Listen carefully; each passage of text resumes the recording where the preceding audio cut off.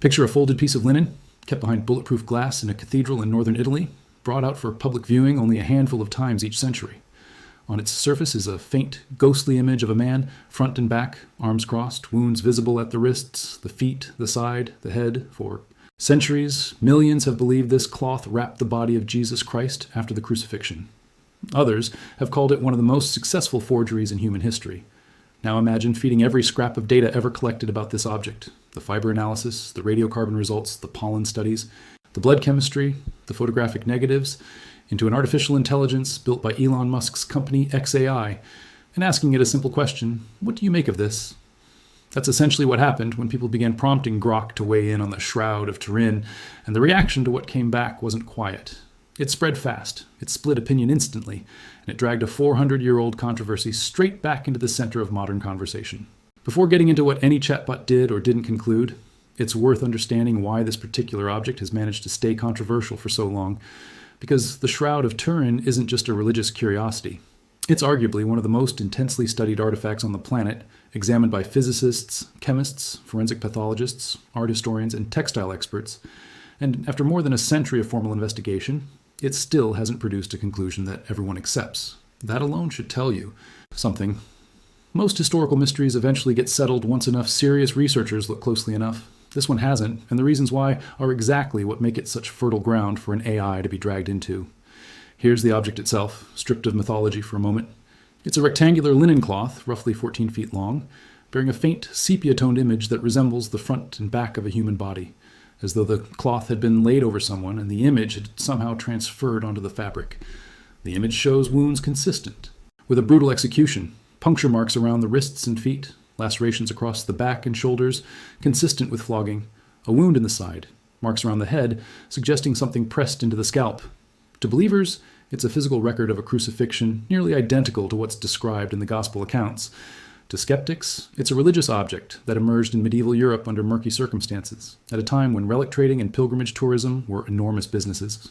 The recorded history of the shroud only reliably begins in the 14th century, in a small town in France, when a local bishop wrote to the Pope, expressing serious concern that the object being displayed as Christ's burial cloth was, in his words, a fabrication, and that he even claimed to know the artist responsible. That letter alone has fueled skepticism for over 600 years. Supporters counter that the shroud may have existed for over 1,000 years before that documented appearance, possibly hidden, moved, or misidentified across various historical records, including possible connections to relics referenced in Byzantine history long before it surfaced in France.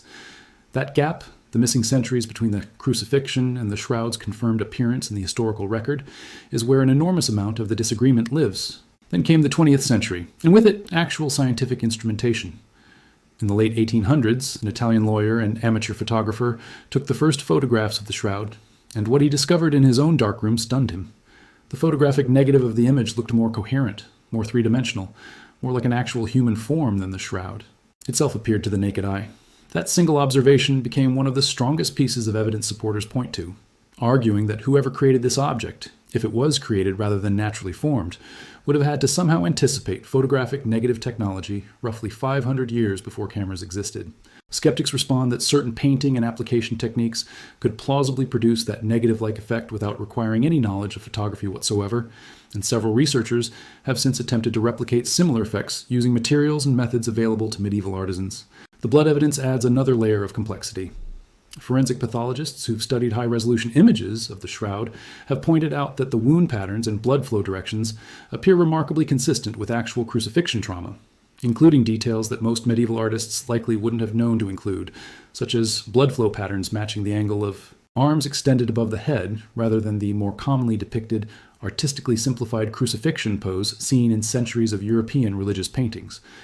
That level of anatomical accuracy, supporters argue, is difficult to explain if the image is simply the work of a medieval forger following conventional religious iconography of the time. Skeptics counter that a sufficiently skilled and anatomically knowledgeable creator, and medieval artisans occasionally possessed exactly that kind of expertise, could still have produced these details deliberately, particularly if working from direct knowledge of Roman execution methods that persisted in cultural memory. But if there's one piece of evidence that dominates every single conversation about the shroud's authenticity, it's the radiocarbon dating conducted in 1988. 3 separate, highly respected laboratories, using samples cut from a corner of the cloth, independently tested the material and arrived at strikingly similar conclusions, dating the linen to somewhere between the years 1260 and 1390, squarely within the medieval period, centuries after the crucifixion would have occurred. For a significant portion of the scientific community, that single result effectively settled the debate. A medieval linen cloth cannot possibly be a first-century burial shroud, full stop. And yet, the controversy didn't end there, and this is exactly where things get genuinely interesting rather than simply dismissible. Critics of the 1988 testing, including some credentialed scientists rather than only religious apologists, raised serious methodological concerns that have never been fully resolved. They argued that the specific sample used for testing was taken from a corner of the cloth that historical evidence suggests may have been repaired or rewoven at some point, possibly during medieval restoration efforts following documented fire damage the shroud suffered in the 16th century. If the tested sample contained even a partial mixture of newer repair threads blended with older original fibers, the radiocarbon results could plausibly skew significantly younger than the true age of the original material. Additional studies have pointed to potential contamination from centuries of handling, candle smoke, and even microbial biofilm growth on the fibers, all of which can measurably distort radiocarbon results if not properly accounted for. None of this proves the shroud is ancient, but it does mean the supposedly definitive medieval dating carries more genuine scientific asterisks than most casual conversations about it tend to acknowledge. This is precisely the kind of tangled, genuinely unresolved evidentiary puzzle that makes people curious what happens when you hand the entire data set to an artificial intelligence and ask it to weigh in. And here's where it's important to pause and be completely honest about what that actually means. Because there's a meaningful difference between an AI system processing a publicly available research and an AI system somehow discovering new, hidden truth that human researchers missed for over a century. When people prompt a chatbot like Grok with questions about the shroud, what's actually happening under the hood is pattern synthesis, not forensic investigation. The system has been trained on enormous quantities of text, including scientific papers, historical documents, skeptical rebuttals, apologetics, and journalistic coverage, spanning decades of shroud research. When it produces an answer, it's essentially compressing and reorganizing that existing body of human argument and evidence into a readable response. It isn't running its own radiocarbon test. It isn't examining the physical cloth under a microscope. It isn't conducting new forensic analysis on blood samples. It's synthesizing what's already been written and argued by actual scientists, historians, and skeptics, then presenting that synthesis in confident, fluent language. That distinction matters enormously because confident, fluent language has a psychological effect on readers that raw scientific uncertainty simply doesn't have. If an AI response happens to lean toward emphasizing the anomalies, the negative image effect, the anatomically accurate wound patterns, the disputed radiocarbon methodology, it can read like a persuasive case for authenticity, potentially strong. Enough to make skeptics pause. If the same system leans toward emphasizing the historical documentation gap, the direct medieval dating results, and the well-documented history of religious relic forgery during that exact era, it can read like a fairly conclusive case against authenticity. Both responses could be generated using entirely legitimate evidence. Neither response constitutes new proof. What changes is simply which existing arguments get emphasized, in what order, and with what tone, and all of that can shift based on how the question was phrased in the first place. This is worth sitting with for a moment, because it directly explains why headlines claiming an AI system silenced skeptics or definitively proved the shroud's authenticity should immediately trigger some healthy suspicion, rather than immediate excitement.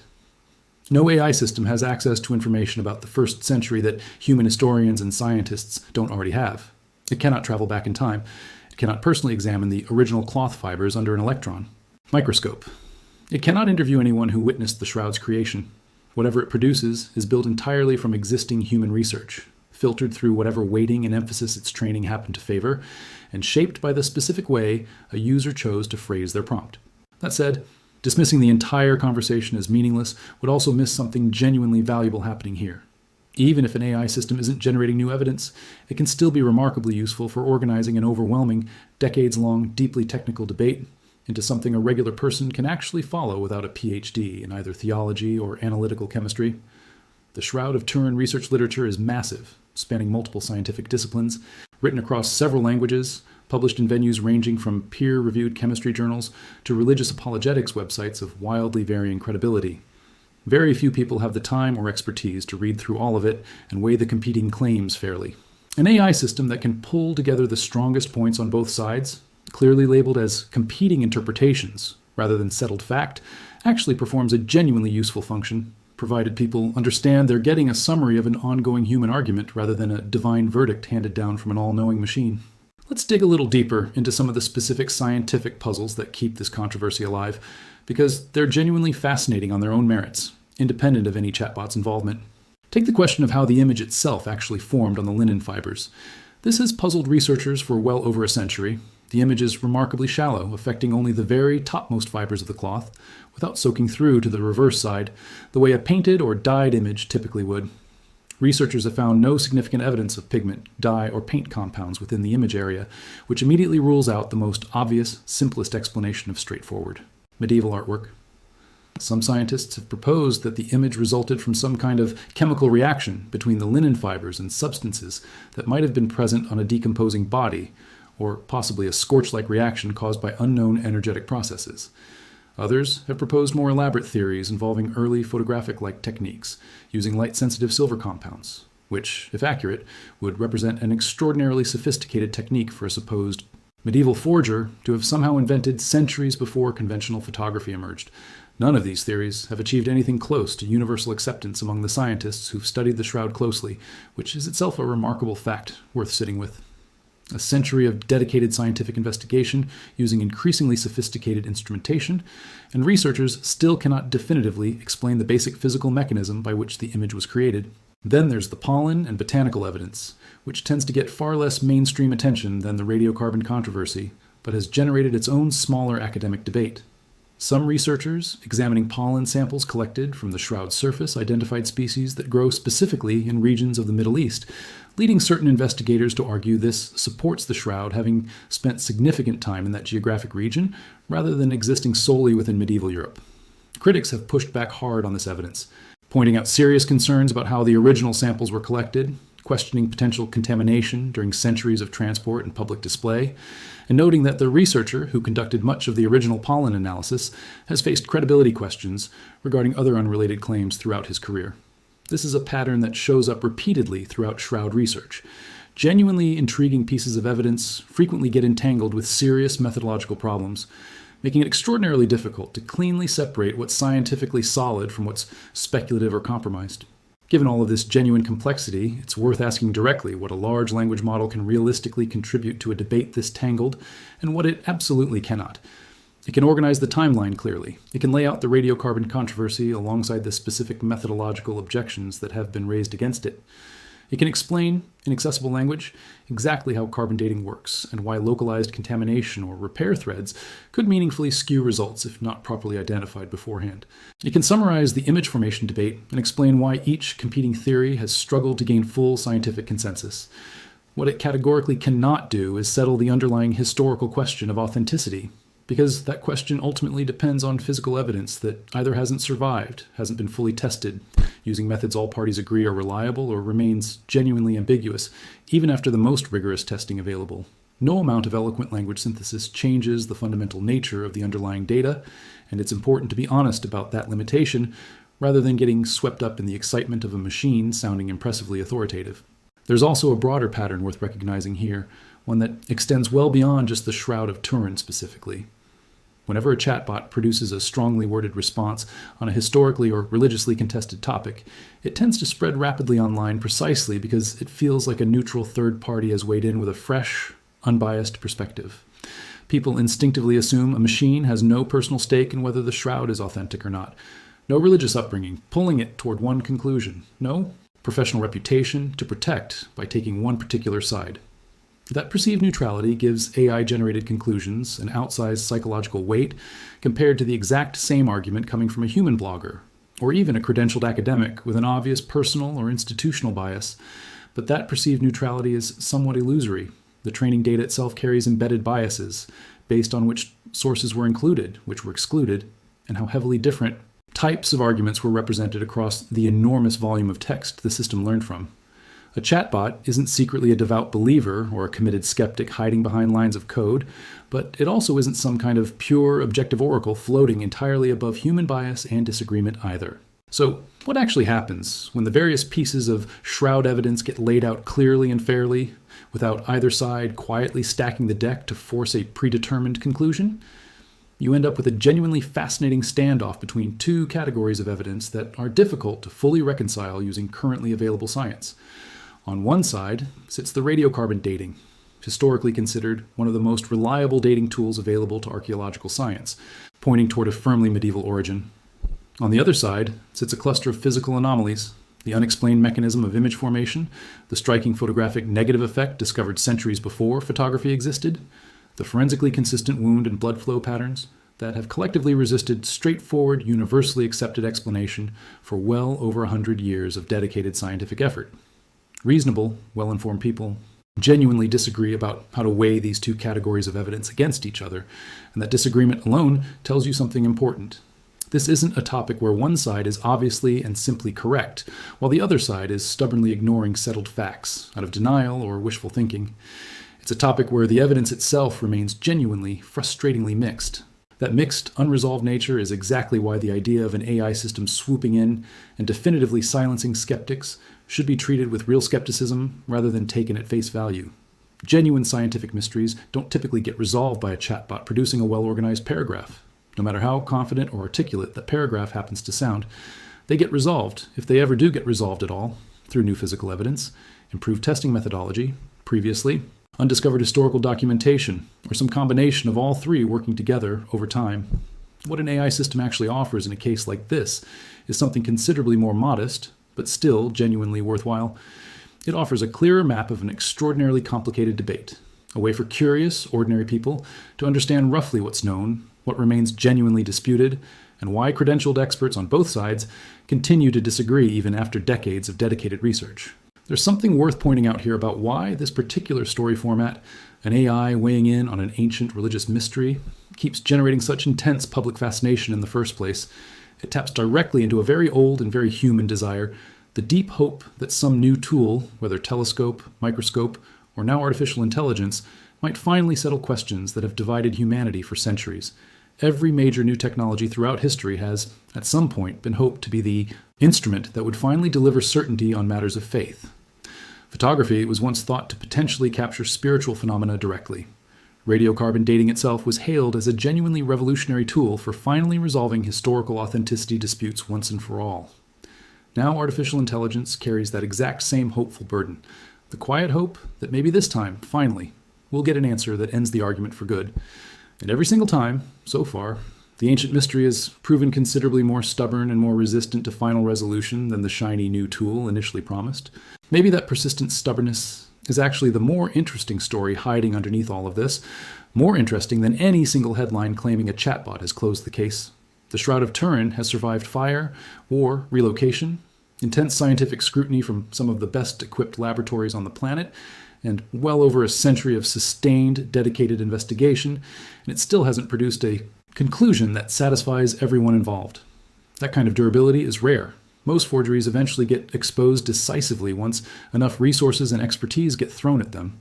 Most authentic ancient artifacts eventually get verified with reasonable confidence once enough testing accumulates. The Shroud has somehow managed to resist landing cleanly in either category after, well, over 100 years of serious effort, and that alone should make anyone pause before accepting any claim, whether from a human researcher or an artificial intelligence system, that the debate has now been conclusively settled once and for all. So if you come across a claim that Grok, or any other AI system for that matter, has analyzed the Shroud's data and produced some conclusion that supposedly silent to skeptics, the right response isn't blind acceptance and it isn't reflexive dismissal either. It's the same kind of careful, patient questioning that actual scientists have been applying to this artifact for well over 100 years. What specific evidence was actually weighted most heavily in generating that response?